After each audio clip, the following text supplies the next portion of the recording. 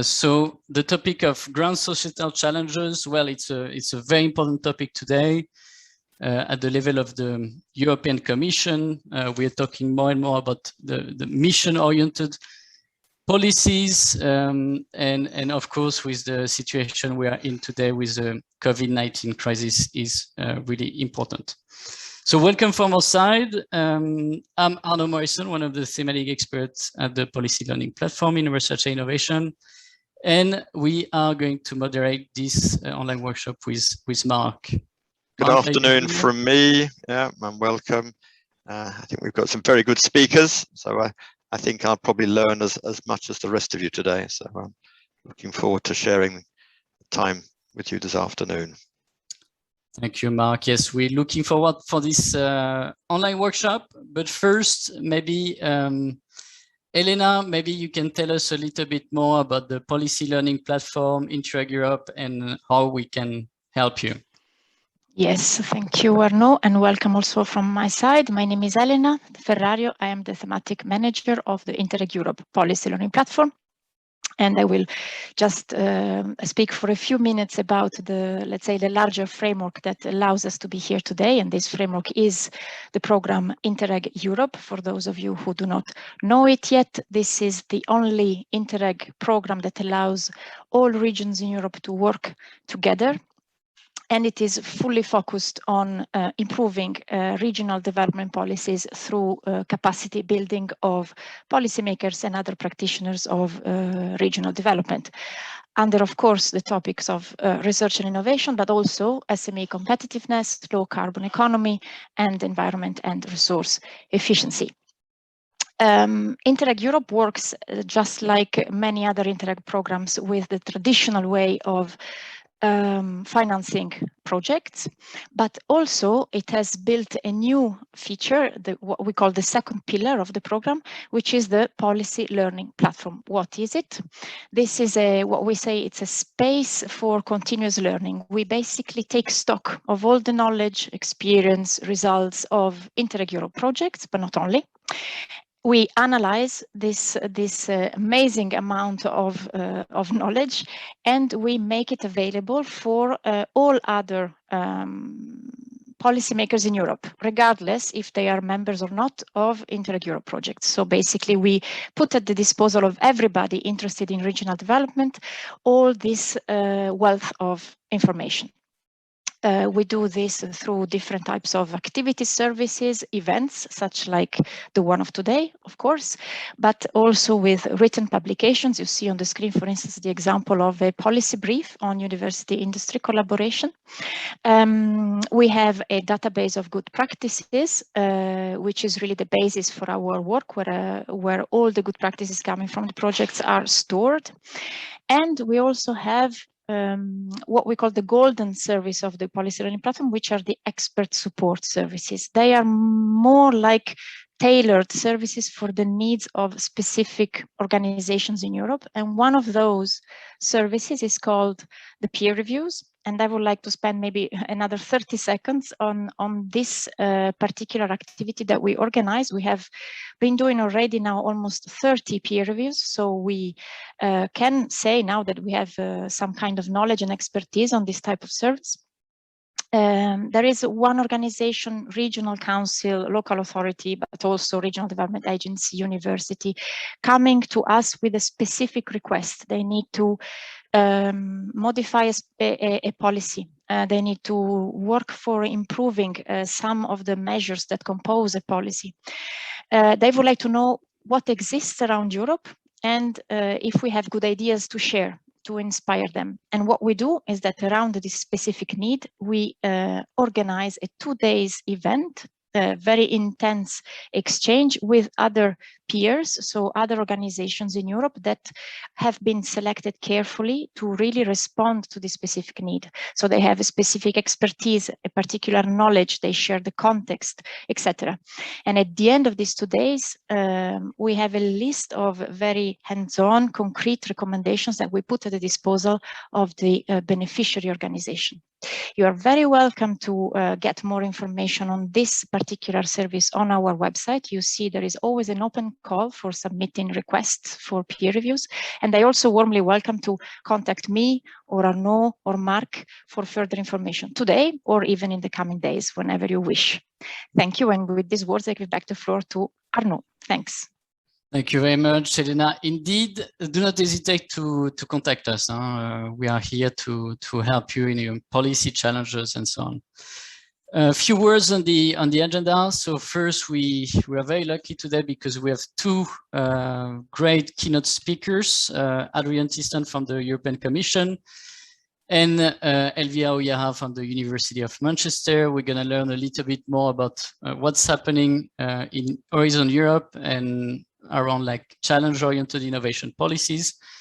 So thank you for being here, Adrian and Elvira. Then we're going to move to good practices. We are going to look at three different good practices around Europe with three great speakers as well. We have Contrast, Sandra Evans, and Peter de Jong looking at societal challenges related to agri-food, health sectors, and water sector. And we're also very lucky to have with us Elisabetta Marinelli, who will give us a little bit of her understanding and reflections on the good practices and the keynote speakers. Then we're going to move to thematic working groups where we're going to discuss your initiatives. So be ready to share with us and to other group members some of the policy initiatives related to societal challenges. So you can share with us, be ready to prepare like a slide, maybe to share with us what's going on in your region. And then we're going to move to the online policy help desk for the people who registered for the online policy help desk. Next slide. Yes, and Eugénie, maybe you can tell us a little bit more about the networking opportunities happening during the breaks. Sure, and before I start talking about the networking opportunities, I would just like to remind the people who booked the online policy help desk that after the workshop ends, you just need to stay in the same meeting room and we will assign you to a room with the expert you were booked with. And as for the networking opportunities, so we will have two during this workshop, so one at 2:50 and one at 3:55. And you will basically be assigned to a room of about 5 people. And when it will be the time, you will receive a notification to enter this room so that you can meet all the other participants and get to know them. And if you have any problems during these networking breaks, and if you cannot access the breakout room, you can just send me a message and I'll help you. Thank you, Eugénie. Yes, they are very good great opportunities to meet other participants, to discuss, initiatives, what's going on in your region. So be ready to discuss why you're interested in innovation for societal challenges. Yes.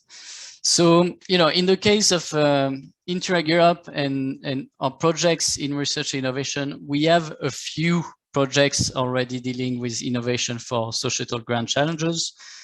As you can see in the agri-food sectors, we have 5 different projects. In health, we have 7, and in water, we have 1, iWater Map. So you see it's already like a topic tackled in Interreg Europe projects, and we encourage you to have a look at their good practices and what they are doing in those projects. Next slide. And yes, the policy learning platform can help you. We already have discussed in different services that we propose how to respond to societal challenges.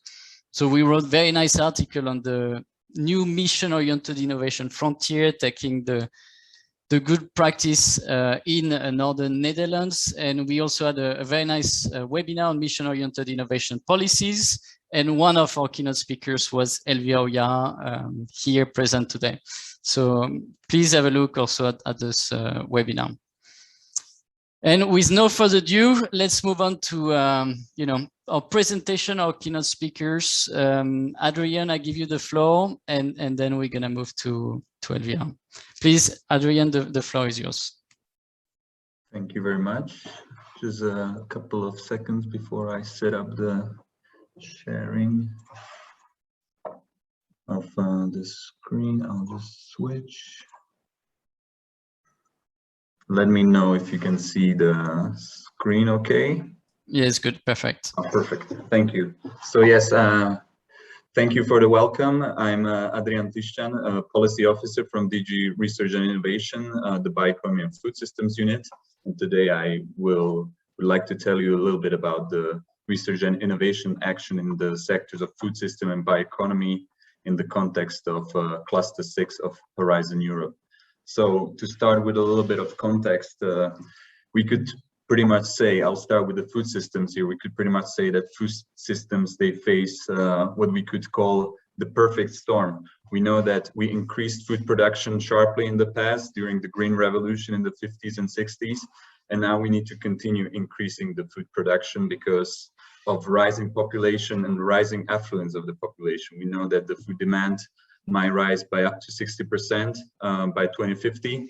And we need to do all this while reducing environmental pressures on biodiversity, ecosystems, while we adapt to the climate change and while we tackle it. We know that the latest numbers for the food systems and its emissions globally say they account for 33% of all emissions. That's from FAO this year. We know that we have a food health, let's say, problem with obesity. Over 2 billion people that are overweight or obese, while at the same time we have almost 500 million people who are underweight or malnourished.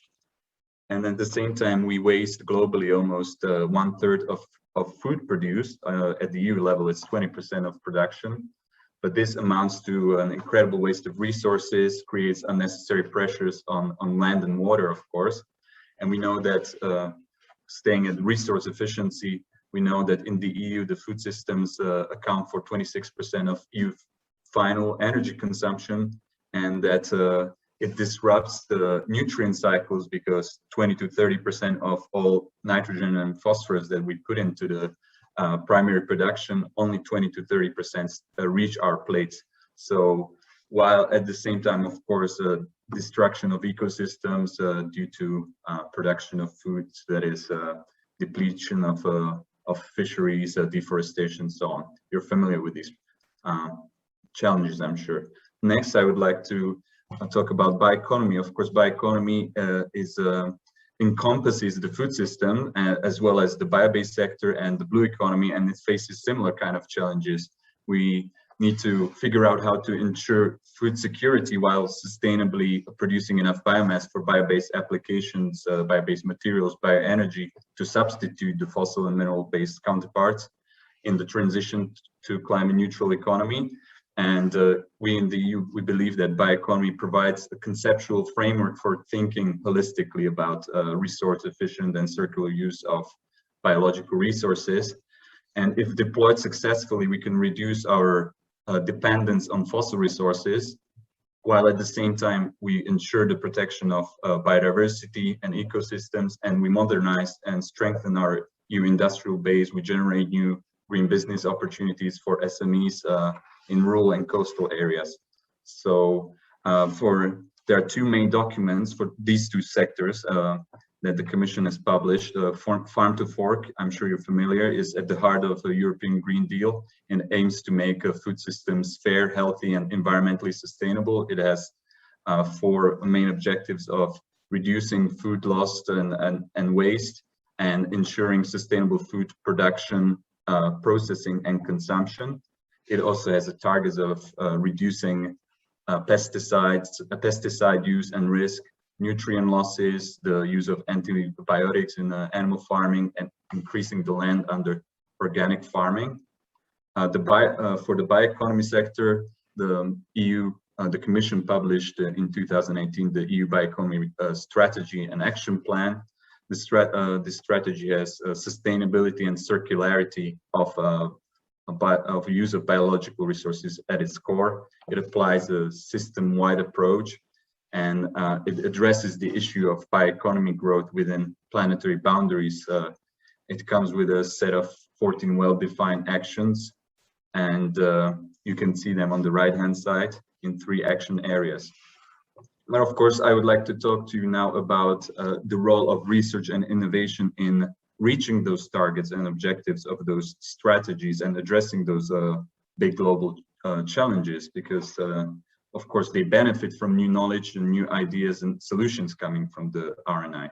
So for that we have a Horizon Europe, the biggest funding program in the EU for research and innovation. It amounts to almost 100 billion euros for the period until 2027, and is divided into 3 pillars. Here we'll only focus on pillar 2 due to lack of time, and which focuses on global challenges. So it is divided into 6 clusters. Each cluster addresses a different global challenge, and we'll focus on cluster 6, which looks at food systems and bioeconomy. It has some 9 billion euros for this next 7 years. And how did we program really Horizon Europe? So the programming of Horizon Europe is guided, and its work programs as well, is guided by the strategic plan. The current strategic plan is for the period of 2021 to 24. And this strategic plans contains 4 key strategic orientations, which you could say are high-level objectives, which act as a compass for research and innovation to stay on course and be aligned with the political priorities of the Commission, particularly those outlined in the European Green Deal, such as the Farm to Fork strategy, biodiversity strategy. And the aim is, of course, then of this document is to ensure an effective interface between EU policy priorities and the research and innovation projects funded by Horizon Europe, and that these political priorities are supported with new knowledge and innovation. As you can see, cluster 6 contributes mainly to the key strategic orientation of restoring Europe's ecosystems and biodiversity and managing sustainably natural resources to ensure food security and a clean and healthy environment. So that's pretty high level, let's say. It contributes to the impact areas you can see below. It's a bit more specific.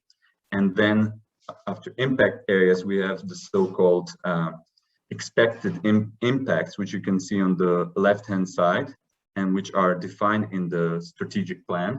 And each cluster has to contribute to a set of expected impacts. These expected impacts have been defined largely bottom-up during a co-creation process between the different Commission services, member states, and EU research institutes. And these impacts outline on a wider long-term desired effects on the society, on the economy, on the environment that are to be targeted by research and innovation activities. But they do not define the specific manner in which these impacts should be achieved. So we don't want to be too prescriptive, and we don't want to predefine the best solutions that would lead to these impacts. And then these expected impacts then set the scene for the definition of the topics in the different biannual work programs under Horizon Europe. As you can see in the slide, in cluster 6, we have 6 expected impacts defined in the strategic plan that correspond more or less to the different destinations in the work program that's on the right-hand side. And these destinations are really a collection of topics for which project proposals are made under the different work programs. So to talk a little bit about the work program, the expected impacts, you have the to move a little bit. You have the expected impact of climate neutrality, achieving climate neutrality by reducing the greenhouse gas emissions of the land sector, by maintaining natural carbon sinks, and also by unfolding the potential of nature-based solutions. Then you have the expected impact of achieving that biodiversity is back on a path to recovery, and ecosystems and their services are preserved or restored. The third impact is achieving a sustainable and circular management of natural resources, prevention and removal of pollution, unlocking the potential of the bioeconomy, and better understanding of planetary boundaries. And the fourth impact that's relevant for us is that we achieve food systems which are sustainable, resilient, inclusive, safe, and healthy from farm to fork, and that food and nutrition security is ensured for all within planetary boundaries. Now I'd like to just give you a little bit of taste of what the topics under the different destination is. So we got destination 2, which addresses the food system sector. And there are 38 topics within this destination for 416 million euros worth.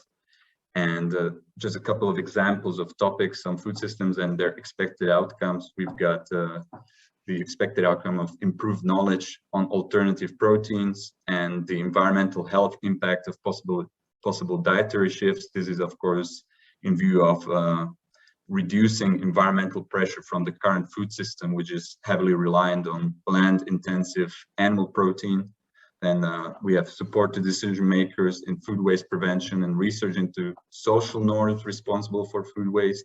So identifying best practice for fighting food waste and sharing of those best practices with the decision makers. And we have a topic, the last one, understanding of factors influencing dietary behavior. So of course, this is more on the side of behavioral science or sociology, where we look at what are the necessary changes that need to be made in order to get people to change their patterns of behavior.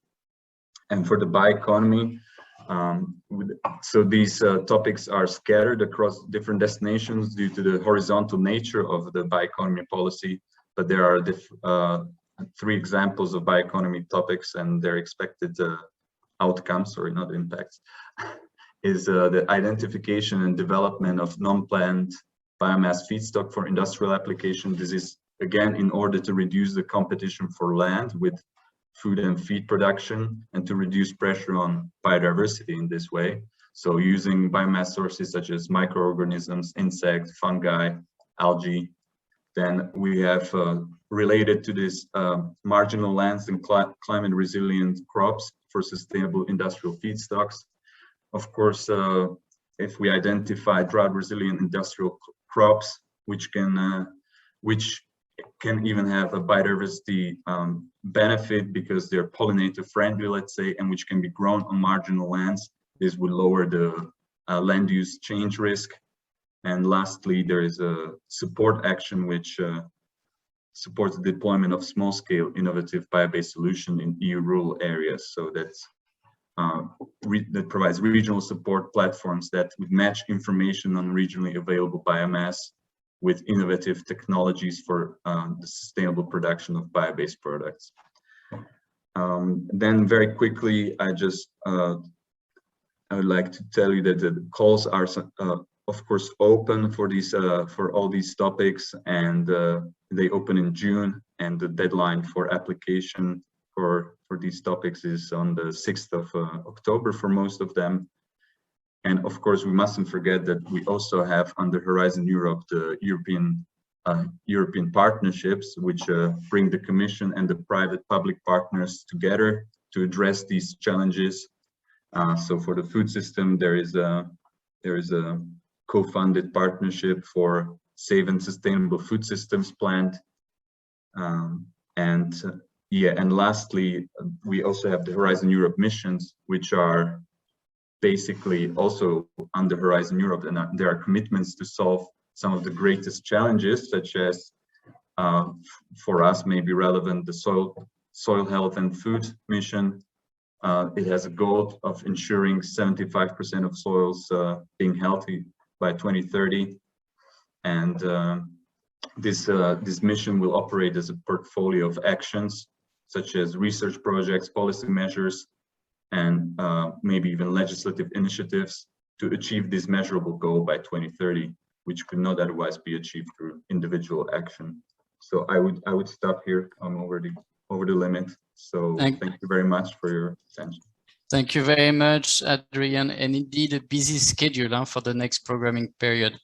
So I would encourage the participants, if you have any questions to Adrian or to our next speakers, please do not hesitate to use the chat.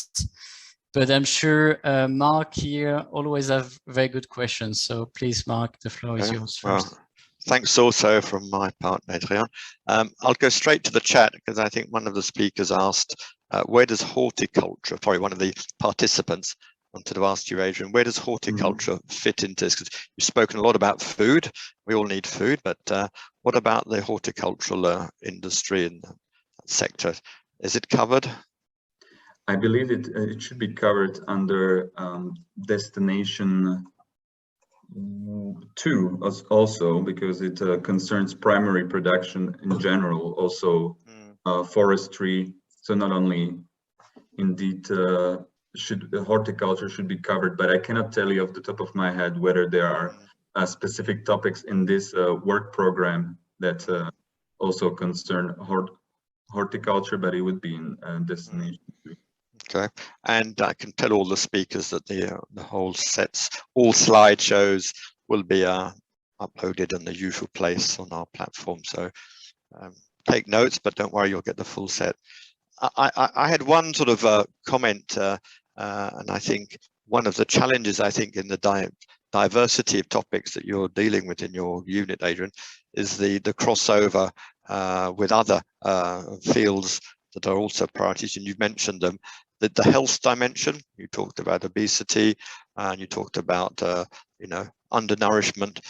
So I think question, and then we've also got the digital dimension, which is, I think, is the last destination 7, where you talk about the digital tools, and we know how a lot of the modern agriculture and increase in production will be delivered through new technology introductions.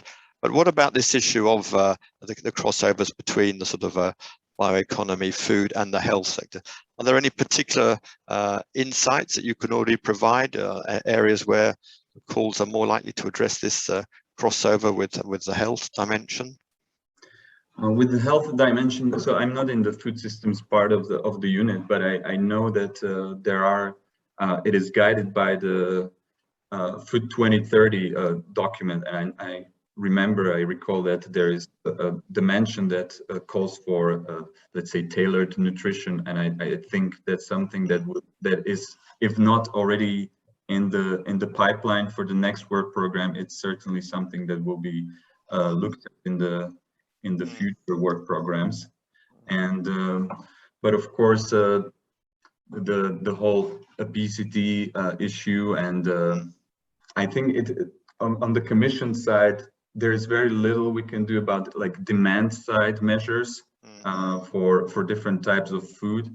The only program that I'm aware of is this food for school program, where we can indeed support a specific type of food in school canteens. And I know that there is a push to support more healthy and based on, of course, the latest science, more healthy diets and less, let's say, that diet that is more in line with the to fork objectives and with the objectives of reducing both obesity and greenhouse gas emissions. Yeah. Okay, thanks for the point.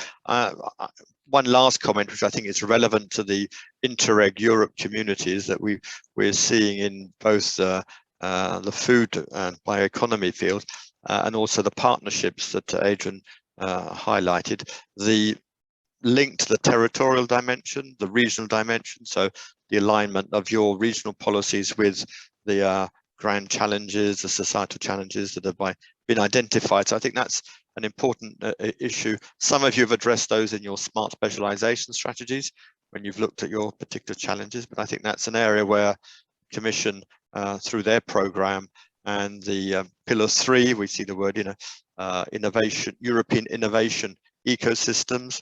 So getting those crossovers would seem a good way to, let's say, take what's Horizon Europe are proposing and put them into your regional policy.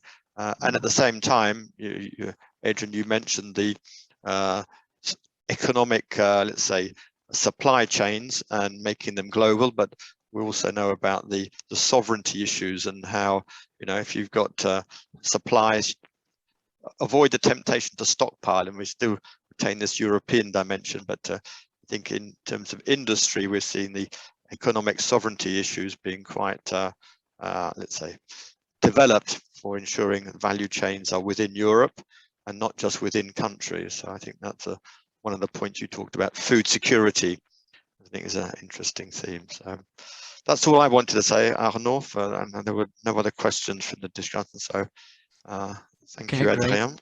Thank you, Adrian. Thank you, Marc. I think we can move on to our next keynote speaker, Elvira Uyarra, from the University of Manchester. And Elvira is going to tell us a little bit more about challenge-oriented innovation policies.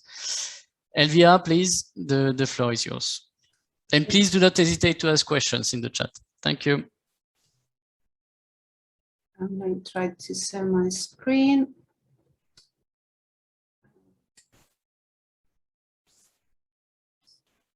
Okay.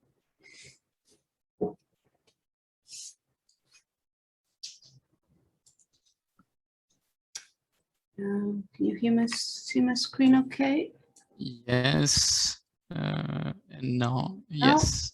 Yep. Excellent. Perfect. Perfect. Okay. So thank you, Arnault, and thank you, Marc, for the invitation. I have to say I'm not expert in food systems, so I was really enjoying the presentation by Adrian. I could see some points of connection with what I'm going to say, but yeah, so I'm really learning a lot from hearing some of the discussions so far. So thank you for the invitation. I'm going to give like my 2 cents to the topic, trying to particularly connect to the idea of alignment with a regional policy of this mission-oriented agenda. So I'll try to keep an eye on the time because I'm conscious that I shouldn't be speaking for more than 10 minutes. It's all right, Elvira. We'll tell you when when your Okay. time is up. Yeah. I'm gonna put my alarm as well. So let me see. There you go. So I assume the audience is very familiar already with this whole debate on mission-oriented policies, transformative innovation policies. So this kind of family of terms that have been used to denote this idea that innovation policies should now be not about more innovation, but about better innovation, that innovation policies should be driven by these grand societal challenges or wicked problems that are not only complex, but also uncertain and contested. So there's often not even agreement on the nature of the problem because they are complex societal challenges. And they also require this agreement in this debate that they require not just technology, but a whole lot of other things in terms of cultural change, institutional change, and so on. So the idea here is that the entry point of innovation policy should be problems and needs and not necessarily technologies. That's only one part of the equation. And the whole this mission agenda, I mean, Mazzucato talks a lot about the mission-driven innovation policy agenda, that the states should not just fix market, but save markets, and to take risks and be more ambitious. A lot of this is driven by the spirits of the past, you know, the Apollo mission and these kind of things, which were incredibly ambitious technical feats, but they were in a way clearer in engineering terms, you know, what the objectives were with their technologies. The challenges that we face today are even more complicated because they are social and they require a different type of approach, which is also more bottom-up. And I think this is where the regions come in. They require a lot more experimentation, a lot more, a lot less technocratic, if you like, and top-down. So for regions, so there is tendency to think about missions in this kind of technocratic way, you know, top-down, supply-driven approaches to solve problems that are assumed to be global, and they're often global, but they're also local, and challenges are faced differently in different places, and different places have different means and capabilities to address them as well, and they will interpret them in different ways. So I think that throws a lot of challenges to the design of regional innovation policies. But I think thinking about missions and thinking about associated challenges can be very advantageous for when it comes to designing regional innovation policies and strategies, you know, and smart specialization strategies, because first it gives a direction to the strategy. You know, regional strategies have been criticized by lack of focus and the need to be more selective.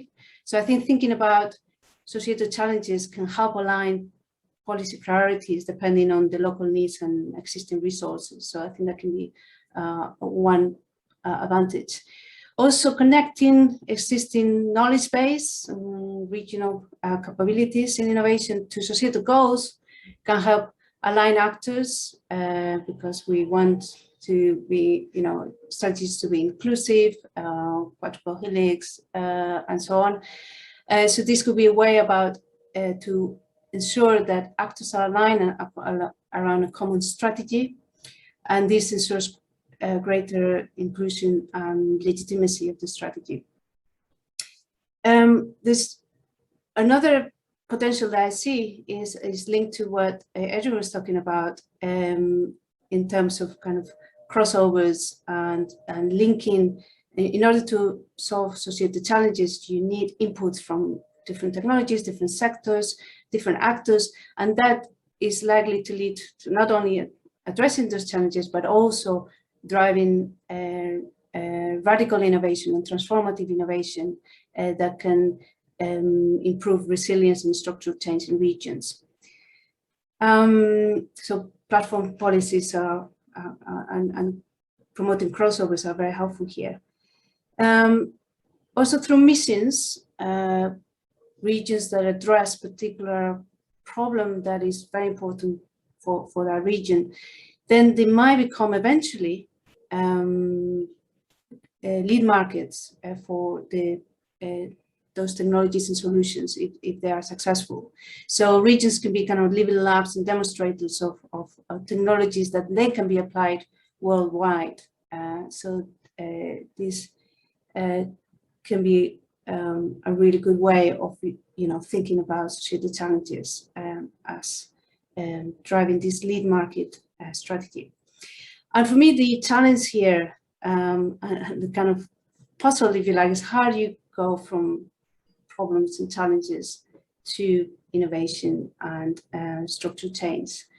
And I think the kind of work that I'm doing at the moment is trying to think about how you turn these regional needs, how you align those needs, how you reach consensus of those needs and challenges that are regional, place-based, into demand that can be turned into opportunities for innovation. So demand can, you know, how you structure demand so it can be turned into market opportunities. And I'll give you an example. This is not necessarily in the area of food, although it has to do with agriculture and resources, natural resources in the region. This is a case study that we did recently, is the initiative to promote unmanned and aerial vehicles in Galicia in Spain.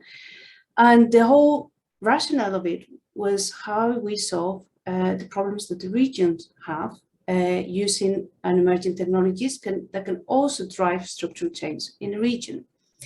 But the entry point was, okay, local challenges and needs that the public sector has, and how we structure those needs to make it attractive for the private sector to come up with solutions. So the whole initiative consisted on a range of, and I'm going to bore you with the details, but basically they did 4 things. One of them was to try to save the market, actually try to create the market for this type of solutions. For that, they articulated demand and needs in the public sector in the area. So they brought the whole, all the government departments together in agriculture, fishing, and so on, thinking, okay, what are the needs in terms of surveillance of rivers, coastal security, tourism, also land management for agriculture, and so on, and how we come up with cases for use cases that we take to the private sector, all right, and to encourage research and development in this area and solutions that then can be piloted in the region. Elvira, 4 more minutes. Yeah, no, fine. I only have 1 more slide. So in doing this, yeah, they interacted with the public sector, with big players in the industry, with the idea to drive diversification in the region from all sectors.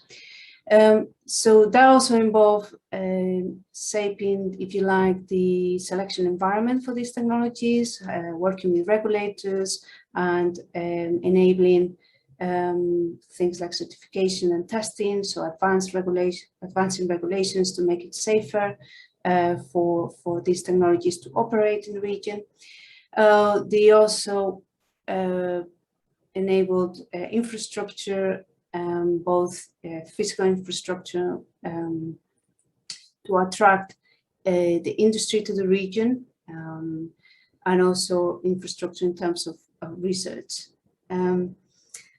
Finally, and in order to kind of anchor all that knowledge and activities in the region, they work towards developing innovation ecosystems and supply chain development that will kind of ensure that that knowledge leads to opportunities for SMEs and so on. So it was a kind of whole very ambitious project which had as its entry point needs and problems in the region, and so to drive structural change and radical innovation through that way.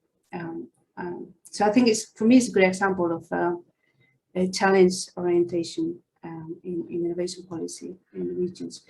So some final thoughts from me. Yes, missions are of course to be the driver of innovation policy. We're not interested in innovation for innovation's sake. We know, we are aware of the dark side of innovation, but it's not a matter of for regions to pick a predetermined menu of high-level society challenges or problems. It should be about what problems regions feel they should be focusing on, and what problems they can legitimately pursue. It also should be not about just using narrow set of tools. I think employing the full repertoire or mixes of policies that are available to drive those problems. I think often with mission-oriented or challenge-oriented policies, the problem is silo thinking and too narrow focus on particular policies or areas. So thinking more broadly in terms of what policy mixes, what areas of intervention, what roles the public sector can play in terms of not just funder of innovation, but also buyer, but also regulator, and so on, is needed for this to succeed. And also a lot of experimentation and risk taking, of course, and good capacity for the implementation at the regional level. So it sounds complicated, but I think there are plenty of examples out there where regions are kind of stepping up to the challenge and being quite bold in their innovation policies. And I just gave you one example. So I leave it here. Thank you very much, Elvira, for your presentation. We like the example of drones, and Marc put in the chat, we have an Interreg Europe project on drones called Aerial Uptake. Please do not hesitate to use questions in the chat. Marc, we only have 3 minutes for questions to Elvira. Quick then. Elvira, you gave us a good summary, and also I know that in the presentation we have access to some of the references you referred to. The place dimension is critical for you. So 2 questions. One, when we're dealing with a technology-driven example you gave, you know, trying to sort of, you talk about the supply and demand angles.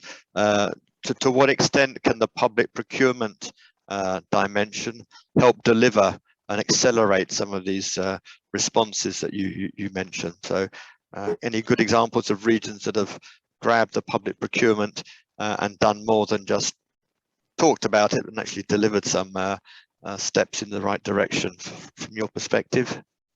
Yeah, thank you for that. In fact, the example I gave was through public procurement. So that was the main instrument that was used for both for pre-commercial procurement and innovation procurement, kind of normal procurement. And they went to the market and say, well, these are all the needs we have. What solutions can you propose? What ideas do you have? So it was about, yes, articulate. I think from talking to them, the main challenge is deciding what you need. So yes, we all have problems, but how do you articulate those problems and those needs in a way that the private sector can understand? And also in a way that the private sector finds exciting, you know, so that innovation and research and development can help to deliver those solutions. So that's one example. And then there are other examples of regions where they are using demand side innovation policies such as public procurement together with other tools like regulation to save markets. And I think saving markets is something that regions kind of shy away from and are still not aware of the capacity of saving markets. So public procurement is one of the means to do this, and I think it can be quite powerful, actually. Okay, thanks for that. And just to echo what Arnault said about the drones, we also link those technology solutions in particular to rural development and meeting the particular challenges in rural, whether it's linked to agriculture, whether it's linked to, you know, observing, monitoring buildings after earthquakes in rural areas, and the whole security, public safety and security dimension. So yeah, there's lots of different markets can be addressed by the example you gave. For the companies that we spoke to, they found the opportunity to test those technologies in particular case. They found it really helpful because that enabled them to develop it and sell it elsewhere. So all right, well, Arnault's looking at me like we're talking too long into dialogue, so Arnault, no, it's fine. Next? Thank you, Marc. Thanks, Elvira. Yeah. Thank you, Elvira. Thank you, Adrian, for being here with us as keynote speakers in our first session. Was really interesting. We learned a lot. So thanks for being here. We hope that you can say a little bit more with us. So right now, what we are doing, we are going to break into different rooms, and you're going to be with other participants. So it's up to you if you want to engage and network with other participants. It's kind of the coffee, table round. So we have 15 minutes break, coffee with other participants, and then we come back for good practices, Interreg good practices. Well, see you in 15 minutes. And thank you again to keynote speakers. Thanks, Elvira and Adrian.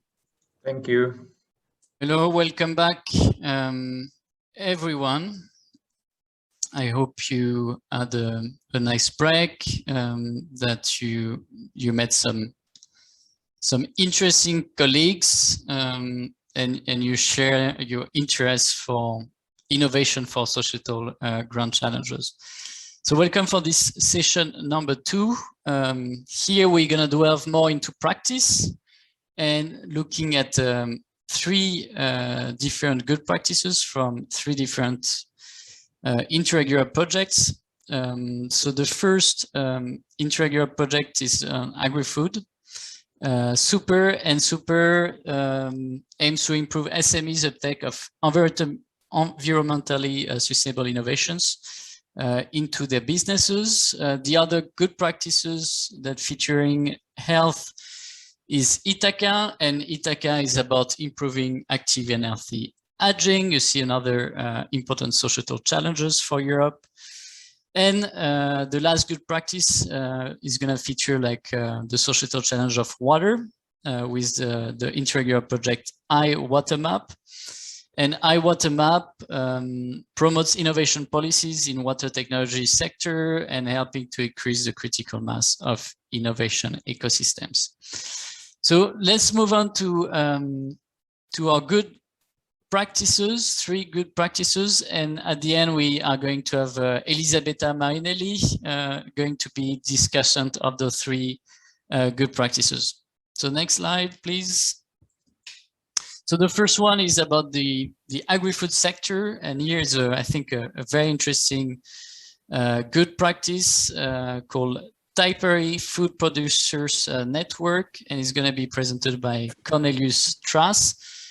So Cornelius, please, the floor is yours. You have 6-7 minutes. Thank you very much, Arnault. I appreciate that. So we call it Tipperary here.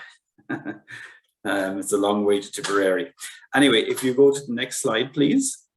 So I just did a quick introduction. I suppose we are a network of food producers, and we are supported by our local enterprise office. So just in the picture on the right hand side there is a picture, I suppose, of some of our members from quite a few years ago already. And the original chairman is the man with the big piece of beef, third from the right hand side as I'm looking at the picture. And I suppose we now have 34 members, and we work together. We write an activity plan every year with some elements which are, just for the following year, and some elements which are longer term. And I suppose very much so in the last couple of years, the environmental elements are beginning to come into our activity plans as well. We can go to the next slide, please. So it all started on the right hand, the picture on the right hand side there, that's a picture already from 2007. And it was kind of coincidental really that we started the network, and that might be actually one of the reasons why we were rather successful. So this was a slow food dinner which happened to be held on my own farm. So it's a picture of the farm there, and people who bought tickets to the slow food dinner happened to be other food producers as well as normal general members of the public and so on.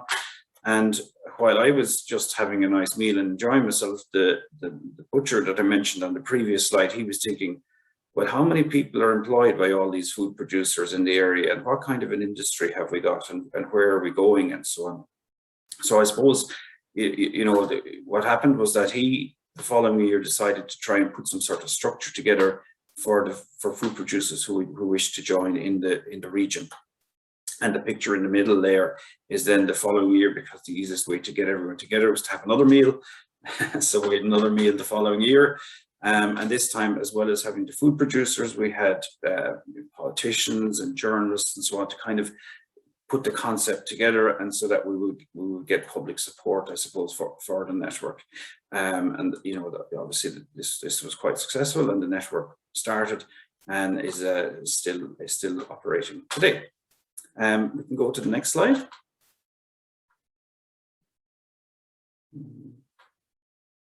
Yeah, so I suppose some of our purposes, and this isn't a comprehensive list, but the idea was that we would create a cohesive network of food producers in the county, and the county in Ireland county, there's 32 of them altogether, so county is a moderate size. And I suppose the way this was going to work was by cooperating, by mentoring and helping each other. If you know, some people know things that other people are looking for information and so on, that we can assist each other by improving our products. And you know, this will involve things like product benchmarking and so on as well. Consequently enhancing our businesses through doing that, accessing training and assistance. So this is where the local enterprise office that was supporting us would come in, of course.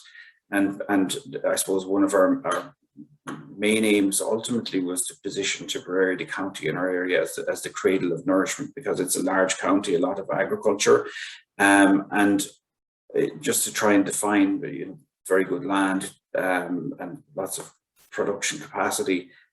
So to try and position ourselves as a place that's growing or producing nourishing foods for people and so on. Next slide again, please.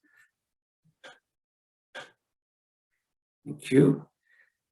So I suppose you know, we were looking at, you know, at that time in 2007, the economy in Ireland wasn't very good. We had global downturn which affected it here in Ireland quite badly. So we were looking at creating opportunities for employment and self-employment for people in the area. Quite a lot of people, you know, decided to become food producers because they had some skills in the area and saw opportunities there. That meant, if we go back up to the first point, utilising the raw materials grown and produced in Tipperary to nourish the people of Tipperary and beyond. And I suppose we saw that we needed to help the public appreciate the value and importance of locally produced foods, so that, you know, there would be an appreciation of what the producers are doing. And to help do that, making our businesses relevant to other businesses in the area, whether that's retailers or tourism or other food producers, so that we might sell to each other and that we enhance each other by working together. All right, next slide again, please. And so some of the activities that we did to bring this to pass, I suppose, in the early days, we were trying to highlight, you know, the fact that the network existed both among the public and among other food producers and so on. So we did a series of long table dinners, you know, inviting people to come to share our foods, to participate. So that was always very good, of course, for publicity. Another project that we've been involved in was sensory analysis and product benchmarking. So taking the products that we make, whether it's somebody making an ice cream, comparing that with what would be considered the most, I suppose, prestigious ice cream in the market, and seeing how it compares in an analytical sense, not just in taste, but in what's, you know, what ingredients and what processes and so on are used to make it. We did another project on creating a Tipperary signature breakfast. So this was a breakfast based on our own products. And this was, I suppose, an idea that we might be able to extend our breakfast, you know, to sell it to either, you know, obviously people who are serving breakfast within the county, whether that's cafes or hotels or whatever, but also beyond the county and maybe even beyond the country. And we extended that into a Breakfast Champions program as well, so that people who are buying producer products we would, I suppose, help promote them and their breakfasts as well. So that was, you know, helping the producers, or helping the people that are serving our foods, I suppose. On a kind of a longer term thing, we decided to do a children's book. You can see the graphic of it there. And the idea of that, of course, was to begin to so that, you know, younger people and children and so on would have an appreciation of what's going on in food in the county. So the book highlighted, I think, 28 of the 30 producers, 22 alcohol producers that we wouldn't put in the book. At that, members at the time. And the story, you know, follows a trail around the county with some children who are trying to, you know, get some foods together for a banquet at the end of the day. And this was the book. And then we did a workbook for the schools as well, so that the book could be used in the schools. The workbook could be it's PDF and printed as well, so that, you know, the teacher could use a page or 2 pages and have children answering questions about a producer or a food product or whatever like that. So that was quite a big project for us. We were doing a little bit in the tourism area as well, in the food trail. And then we revisited the book again, and we decided to try and leverage that a bit more. So we did a VR recording of a number of food producers, and that was then brought into the schools with an ambassador. So the ambassador will be a food producer or a number of food producers visiting the schools and letting the children experience the VR of the chickens or whatever, the various farmers that they were visiting, and then talking about it and so on. So that of course was suspended with COVID, but we may start again. And then the bottom one that I have there, the Tip the Dish project, that came about because of COVID. So we were trying to find ways to, I suppose, to promote places that have been, again, supporting us over the years. So this was, you know, going to the hotels that were buying our foods, or the restaurants, and making videos of what they produce, so that, you know, I suppose as promotion for them, and also, of course, promoting our own products that were in there as well. I suppose there are a lot of these things. We made videos, and we made you know, various pieces about them, promoting in the media and so on. I have one there just linked at the bottom of that screen there. If people, I don't think we have time for it right now, but if people want to see it, that is a really nice one about how the children reacted when, you know, when the farmers came to the school, and what they saw and so on. So if people have time for that, that would be great. Next slide again, please. And I suppose this last one then, the recommendations, and I wasn't really thinking, you know, too specifically when we came to, you know, to the recommendations, but I think in our experience, you know, helping people on the ground become organized into groups has been really successful. Like, you know, nobody thought when we met for an accidental meal in 2007 that we'd still have a network to begin with, and that would be getting stronger all the time. We now have 34 members, and still lots of people interested in joining and interested in what we're doing, and it's really gone great. And part of the reason for that is because the group was resourced very generously by our local enterprise office. Firstly, you know, with a staff member who had a certain amount of time to dedicate to our projects and so on. And when that didn't become possible, then you know, with funding so that we could resource it, you know, a part-time secretary to actually make the things happen that we are trying to do. And I suppose the middle point there, to encourage people with vision to animate the groups. I'm talking here now because I'm the chairman of the group, but I wasn't the one with the vision to begin with. And if you can get those visionary people to, you know, to get people into a room or into an organization, and to enthuse them, to give them faith in what they're doing, and you know, give them a goal to work towards, is really fantastic. And you know, that's what makes it work, I think. So that's really it. So thank you very much, Arnault, and everybody. I've had a very interesting time so far. Thank you very much, Cornelius, for sharing your good practice. Indeed, important societal challenge to address on this locally value chain, full value chain. So thank you for sharing that. Stay with us, because we will have questions for you later. So now we move on to health, another very important societal challenges for Europe. I mean, we are not getting younger, so how to live healthy and active in the future. So Sandra, please, the floor is yours. You have 6-7 minutes as well. Yes, thank you so much, Arnault. Sandra Evans from the University of Tübingen, and thank you so much for being able to briefly introduce the Lebensphasenhaus within the framework of this workshop on innovation for societal grand challenges. And the challenge is the word that I want to use to try and adequately frame the Lebensphasenhaus. And as such, I think it's a nice complement to the presentation by Elvira. because, at the Lebensphasenhaus, we really do want to make the case for a problem-oriented culture or challenge-oriented culture, for demand-driven innovation and outcome-based approaches, because, they not only help to create relevant, sustainable solutions or innovations, but also they're really an important driver for innovation as such. So, and I think we're all aware of this. Before the COVID-19 pandemic already, the European healthcare systems were under great strain and pressure. And across Europe, we're all dealing with aging societies, with a shortage in healthcare workers, but also, adequately, for instance, integrating also health and care provision. So, the pandemic has certainly magnified some of the issues and pointed to some of the shortcomings that we have in general.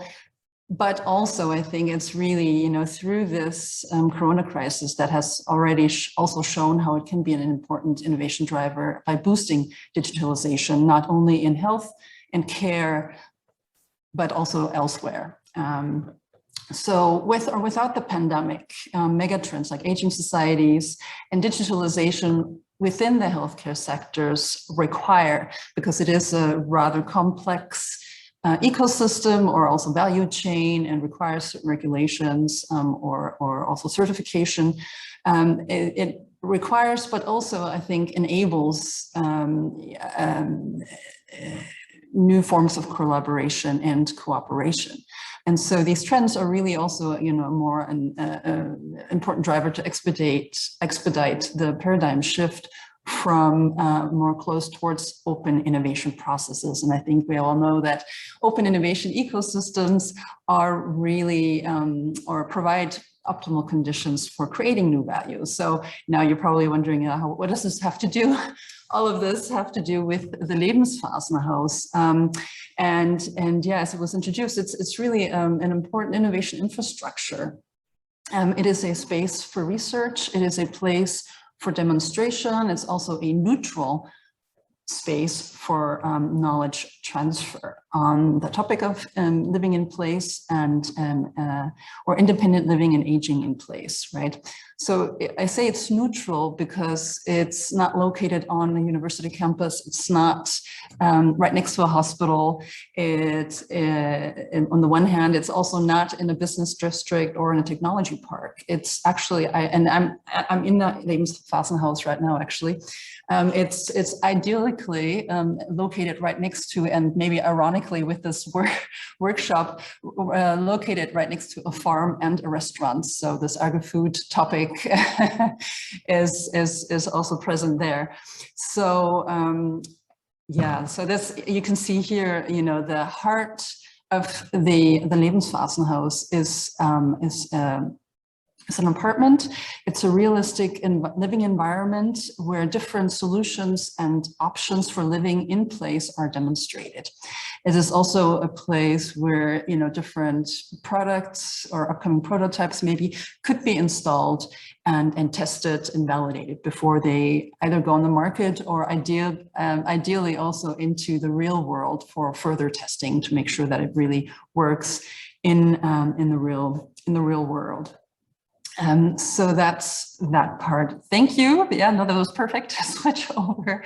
Thanks. So the next space that we also have in the living in Lebensphasenhaus, it's a gallery. So here, companies, for instance, can showcase some of their products or prototypes to get further feedback from people who come here or a certain type of user. But also it's a place or a space where exhibits can be hosted, exhibits on images of aging or maybe on the topic of dementia or whatever else. So it's there available. So in the next space or the next slide, please, exactly, is also the next space.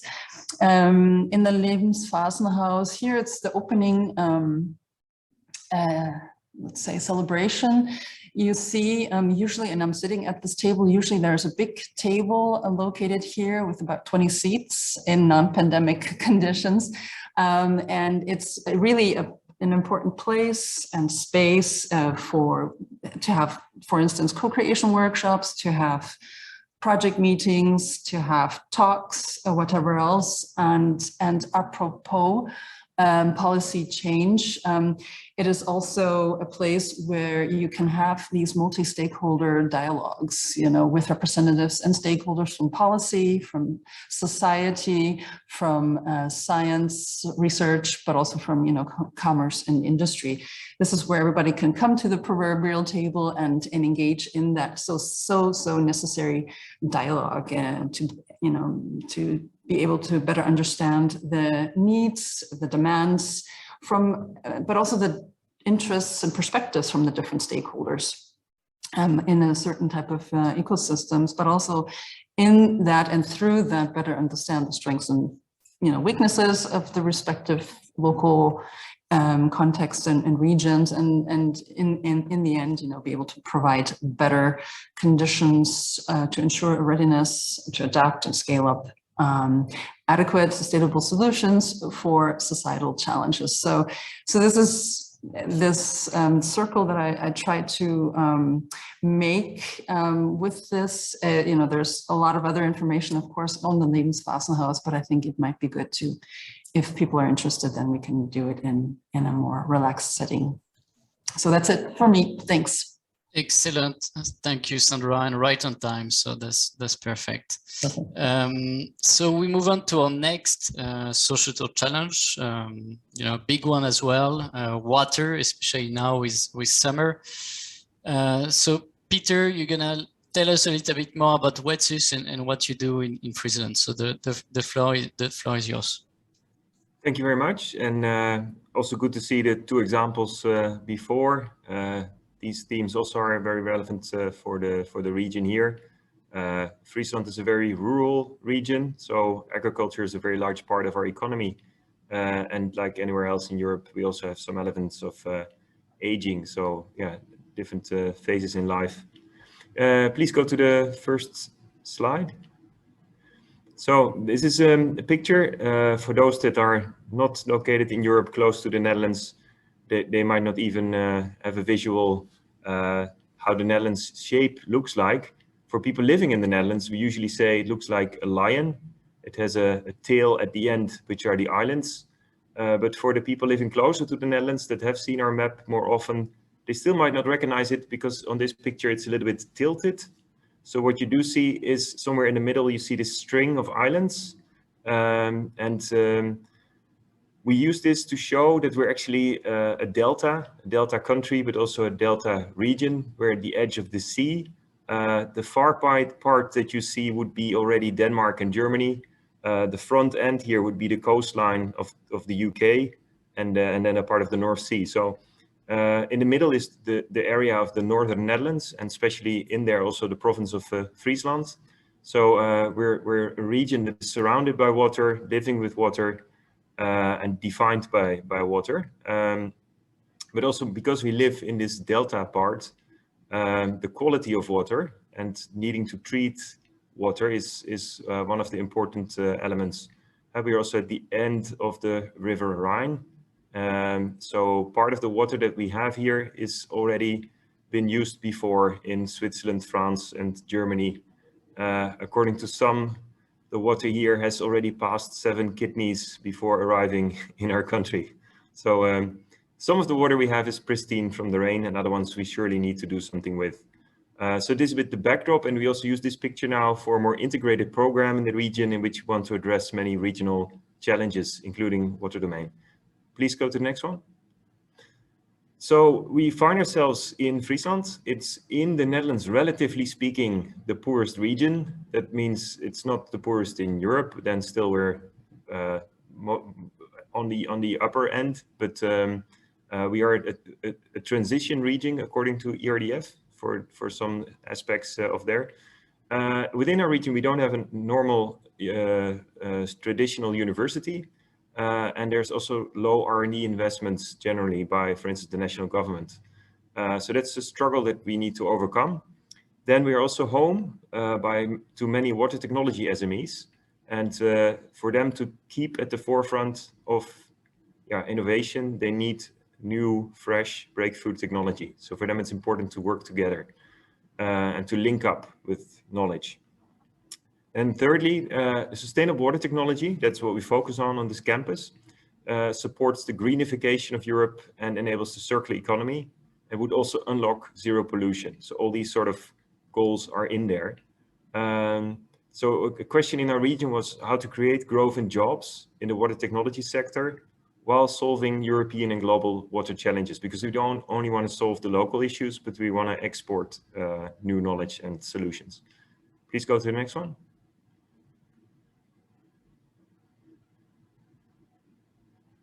So what we did is we built an innovation ecosystem that supports breakthrough research and innovation. We started immediately at the beginning already with an internationalization strategy to work with companies and partners within Europe and later even global. Within our system, SMEs are the solution providers. So we enable them to develop new technologies and to implement them with end users. We've integrated the whole innovation pipeline from TRL 1 to 9. So from fresh ideas all the way to the market. And also we linked up with talent. So we have the whole learning cycle that would be in European terms EQF 1 to 8 connected. So this is vocational education and training, bachelor, master, and PhD. We also have connected to programs. We started to do this, by the way, 2003. The first EU program that we participated in was FP7. And since then, it's gradually grown. We are now active in Horizon 2020 and becoming active, of course, in Horizon Europe. We're active in the EIT, Erasmus, LIFE, COSME, which will become single market program, and Interact A, B, and C. So as a region, we've actually tried to overcome our hurdles and become a European leader of change for this specific sector. Next slide, please. Just to give a few examples, recently awarded is this sustainable carbon cycle. It's a project whereby we transform captured CO2 into new products. This we do with several companies. They're listed here, and the University of Wageningen is one of our partners. Next slide, please. Another one is the capture and recycling of phosphorus. And what you see here are various steps. We can either do it at a wastewater treatment plant or from farm material, for instance, manure, and also directly from surface water, which would be a diluted source. So all these different segments, we capture the phosphate in a project called RECAP, which is also recently awarded from one of the last calls of Horizon 2020. Next slide, please. In general, we would advise for any region that wants to specialize in something, dare to be original. When we chose water technology 20 years ago, nobody was looking at that. So that became our niche. Try to stay your course, even if you have election cycles. It will take time to create high impact. And third, by specializing in a niche, you can actually connect with many more sectors and challenges. We also connect with agriculture, we connect with health, and many more sectors. So by becoming specialist in one thing, you can actually also reach out. Although some people might find it like a paradox, but that is how finally smart specialization can work. I hope this is enough for the introduction, and I look forward to any feedback. Thank you. Perfect. Thank you very much, Peter. And indeed, huge societal challenge for the Netherlands. Huh? So very, very interesting. And, you know, I like this idea also of aligning F3 with societal challenges, as you mentioned. So now we have Elisabetta Marinelli from the Policy Research Interface. She also worked at the Joint Research Center S3 platform in Sevilla. And she's going to tell us a little bit more reflections. She's been working a lot with transformative innovation policies. So she's going to tell us a little bit more about it and what she thinks of the good practices and the keynote speakers. Elisabetta, the floor is yours. You have 6-7 minutes as well. And maybe we can turn off the share screen is fine. Yeah. Okay, thank you. I'm in a very funny setup. I'm in a very small cabin in a co-working space, and for COVID reason, I have to have a fan towards my face. So Nice. I apologize for my no worries. crazy looks. I moved the fan away now. Anyways, so what do I think? Well, I think all the presentation obviously were interesting and up to the point, and there were a lot of societal challenges that were mentioned. But I'm going to talk about maybe what was not mentioned. So, or better said, I want to thread the different elements into a narrative, because I think there were elements that in all presentations that were relevant, but maybe some conceptual bigger picture could be useful.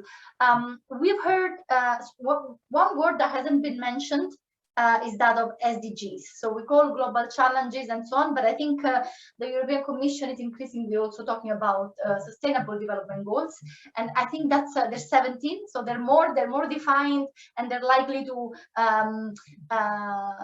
define policy action. So I think it's useful for anyone who's involved in this type of work to maybe connect to the SDG, which is fairly easy, because it's there's 17, you can associate easily what you do with the SDG.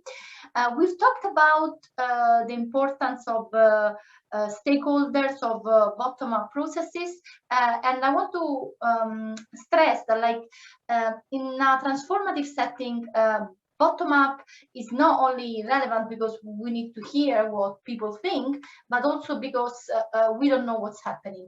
I found it very surprising on different occasions when I talked to regional authorities that they had no idea of what was going on in terms of Interreg projects in their regions on given topics. So now Interreg projects are fairly transparent projects, fairly structured, and yet whoever is in charge of RIS3 is not usually able, or they are able because there's a database, but that is not in the frame of mind of actually checking out what's happening. Beyond Interreg projects, there's a plethora of initiatives in which stuff is being experimented, and I think systemic change, transformative change, requires experimentation and requires failure. We are in the domain of the complex, which means in the domain of uncertainty, and no one has a solution. It's not a context in which we need to find for technical solutions, in which we need to find good practices or best practices. It's a context in which we need to experiment. Some solutions will be good, some solutions will not be good. And in order to maybe have a sense of which solutions may be better than others, we need to have a sense of the system, the broader system in which we're operating. So, for instance, in the latest presentation by Peter de Jong on water, we've seen a lot of interesting technologies. My question is there a systemic analysis? Okay, why is this technology may solve a specific problem, but is that specific problem, how does it interrelate with all the other dynamics that affect the societal challenges related to water? And what we found, obviously I know nothing about water, but sometimes like technological solutions address competently, adequately, a specific part of a technical problem, but when you look at them systemically, you're not sure whether they're helping or not. No, the example that I came across most recently is that of agrofuels, that ultimately, because they substitute the use of land for food, they end up generating dynamics that are actually that are potentially negative for the environment, even though per se they reduce comparatively emissions. So I think it's important to insert all these experiences in a systemic map, which is it's not an obvious thing to do. It needs some work, and connect the dots and identify points of leverage.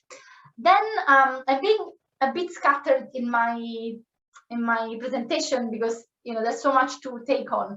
I think another important element that has been mentioned in some presentation, but not all of them, is that of a vision. Okay, a vision is a very powerful tool align forces. And when addressing societal challenges, the vision needs to be based on the challenge. Okay, so we want to address this challenge and we want to address it in this way, but also we need to be aware of how this challenge is translating at the local level. Climate change is here for everyone, but it's not the same for a region that is coastal compared to a region that actually maybe relies on a big river that it's maybe flooding or maybe getting dry. So understanding the local manifestation of societal challenges and building a vision to that. And finally, then another comment is on the role of regions. Regions can be very big. Okay, you may have regions like La Rioja in Spain, that's very small, that's less people than in my home neighborhood in Rome, okay? So that's, but then you have Andalusia, then you have, I'm based in Spain, so I'm biased, but, or Lombardia in Italy, or these regions are very big. So maybe the vision, maybe there has to be a vision for the region, but maybe the region should be a platform for sub-regions to actually work around their local manifestations of global challenges. Likewise, there isn't only a territorial dimension, there can also be a sectoral dimension, which we have heard of today. And I don't know if I've spoken too much already. No, it's fine, Elizabeth. So Okay. thank you very much. Totally agree with you. Vision is key. Is key, can be a real driver for rallying different stakeholders around tackling and addressing a specific societal challenges. But let's hear our speakers, Peter, Cornelius, and Sandra. What do you have to say? I mean, I see Cornelius, you say something in the chat, but maybe you want to say something as well, and Peter as well, and Sandra as well. Yeah, well, in the chat, I was more reflecting to myself in a way. I understand, of course, that it's difficult to turn a large ship, and I think we're only feeling our way to understanding, to really kind of conceive, are the actions we're going to take, are they genuinely going to be the right ones or the necessary ones, to make our businesses, our businesses more sustainable, and of course the whole system up along the funding system and so on as well. Some businesses are naturally, I suppose, inclined towards sustainability. Some maybe a little bit less. Yeah, I don't have a lot of answers, but I'm very aware of the need to reflect on it as we go. Yeah. Thanks, Cornelius. Peter. Yeah, thank you. I didn't show it in the slide, but of course, water connects very well with the global societal challenges and the SDGs. First of all, of course, the SDG 6, clean water and sanitation. But apart from that, we unlocked the circular economy, so responsible consumption and production, number 12 for sure as well. But then by and large, almost every sustainable development goal depends on water, especially no poverty, hunger, gender equality is very linked to water, etc. Life on land, life below water, climate action. So we're not so concerned about that part. We usually also if I have more slides to show, then I could also show slides that normally I can't show, which are, for instance, SDGs. Connected to if a solution actually is addressing more than one issue, that's a very relevant question as well from Elisabetta. We are, for instance, developing the most sustainable battery of this planet. Because, and I'm talking about the planet, the battery that doesn't need to move. And let's say in your e-bike, e-car, your cell phone and your tablet, for sure, you have a lithium battery, which is very useful because it packs a lot of energy and it's mobile. It's not that heavy compared to the energy density. But it makes environmentally no sense to install these systems in a household because we're exploiting these mines and depleting these resources. Building a stationary battery, which is something that lithium is not the best for, because we don't have too much lithium and it's already very energy intensive and water intensive to get this from usually water scarce regions on this planet. Therefore, we are developing a battery, which we already demonstrated in several higher demonstration skill projects, which is using only membranes, which are plastics, just easy to make, and water and kitchen salt. So it's something that can be scaled to the application of 8 billion people around the planet without depleting any resource on Earth and without making a battery that is able to be on fire or causing toxins or any of the many things that can go wrong with the lithium battery. It's also not geopolitical. You can make it anywhere. So this battery, we feel, is much better for addressing one of the issues that is coming towards us now with increasing speed. So yeah, good point, Elisabetta. The solutions should not only address one issue, but be an integrated solution for wider range of challenges. Thanks. Thanks, Peter, and great example on batteries. Sandra? Yes, thank you. Yeah, just also a brief comment from my side. Yeah, thank you, Elisabetta, about also, you know, the pointer to the SDGs. It's really important, and I think it's also something that we've learned, that it's important to connect to these bigger concepts, or yeah, also their visions at the European level, from a local level, because we also, with another project, are working with the WHO age-friendly environments concept that we try to adapt to the local context. And initially, you know, there was really reluctance, and also, you know, your statement about, you know, the regional authorities or whatever not being aware of the Interreg Europe projects that are in their regions. It's really they have a tendency, you know, just to be very reluctant. That's the experience that I have, to participate in projects as such.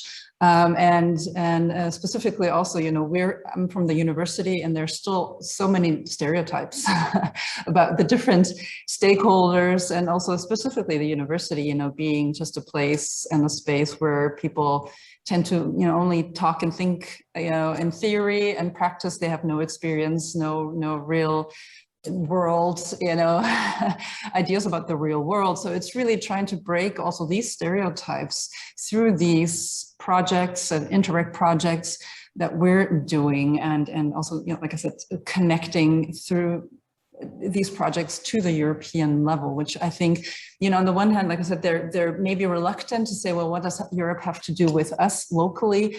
But on the other hand, I think once, you know, with this experience that we have in this one project with age-friendliness, they all of a sudden feel that they're not alone in that community. It's okay, we're connecting to a bigger concept, to a bigger thing. So it really adds another dimension to all of that. So yeah, I think it's a process. It's a process of building also that trust, you know, of breaking some of these stereotypes, breaking silos.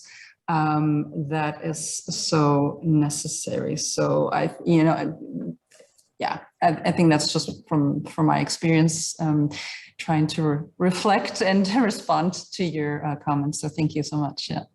Thank you, Sandra, for sharing that. Marc, questions to yeah, I mean, speakers. I think an Adrian slide, he had some of the SDGs partially shown there, so I think there was a flavour. I'd just like to pick up on one of the messages I think Peter made in his presentation about, you know, the sort of European dimension. Again, Adrian talked about these innovation partnerships, and I know, Peter, you're working with the water partnership, and how you know, we're trying to take the issues and challenges beyond the regional level. Firstly to interregional, then international between, you know, different countries. And I think, you know, all of these issues are, you can deal with them in your backyard, as Cornelius was showing, how, you know, the local food supply chain, the local purchasing, local consumption. But then as you take it up, you need a European response. And I guess the, you know, the critical mass for some of the services and responses, I need to have an international market. So I think some of the, the issues that Elizabeth has sort of highlighted is getting the connections between the regions, and clearly with Interreg Europe we have one level of response, and the action plans in the second phase of the projects demonstrate that. But I think we're moving towards, in terms of the Horizon Europe and other calls from DG Grow, from Pillar 3 that was briefly highlighted by Adrian, to more connected innovation ecosystems, and to drive those, whether you stay in your niche or whether you go for some of the broader issues. I think these connections are important. Many of you have said silo working isn't good. Food links to health, IT links to whatever. So I think the connections need to be working right from the outset, but you deliver locally, but you do actually connect to make sure the solutions aren't being reinvented.